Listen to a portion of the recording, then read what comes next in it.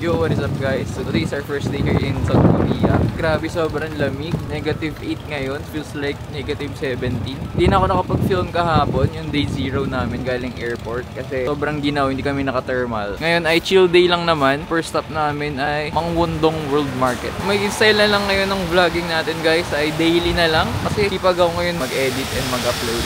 Update ko kayo sa daily life ko dito. Kuntong itsura dito guys, parang wet market natin. Pero marami daw food tripan dito. Lunch namin ngayon ay soup noodles. Isang local store. Dito kami kumain sa noodles house. Kaya dito namin sa labas pinufood trip tong burger, patty, something. Sobrang haba ng pila guys. Medyo pinagtitinginan kami dito. Medyo artistahin yata ang mga Pinoy. Kanina kasi habang kumakain kami sa loob, share ko na rin. Sa loob kasi kanina nung kumakain kami, katabi kami tingnan-tingnan, ewan ko kung Pinoy yun. Yun lang, first XP na pinapanood ako habang kumakain. Hindi pala masaya. Kala ko, sanay lang ako pinapanood pag naglalaro eh. Kung away nung lamig guys, di talaga kaya. Pumili kami ng thermal pack. Di kaya ng mga tropical boy and girl tong lamig na to. Negative 16. Ang lala. Tago muna kami dito guys sa convenience store kasi syempre may heater dito. Currently, papunta kami ngayon guys sa badminton court. Di ko na mailabas yung mukha ko kasi sobrang ginaw. Sa ginaw ngayon. At sakit. Di kaya, sobrang tagos na tagos guys. Parang negative 16 nga talaga. Ito pala pakiramdam maging hotdog sa freezer.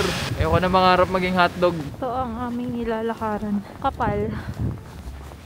So dito tayo sa labas ng court. May mga libreng ganito pa-workout. Kasi yan may bench pressan. Meron doon basketball court. We're here now sa City Hall nila, dito sa Seoul. And may skating rink, so tatry natin yan. Tara, papawis tayo. Let's go! Ito yung skating rink nila, panisang MOA dito. Ano, ready ka na, Dol?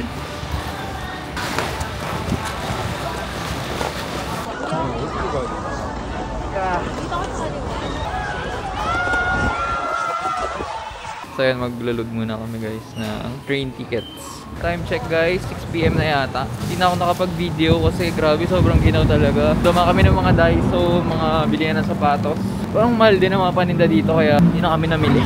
Kung sa tingin yung giniginaw na kami, yung mga tsura nila, mga locals dito. Extreme talaga yung lamig guys. Lahat sila nakabalot. Ang dinner namin guys ay food trip malala dito sa Mangwon Market. And inabot to guys ng 15K won.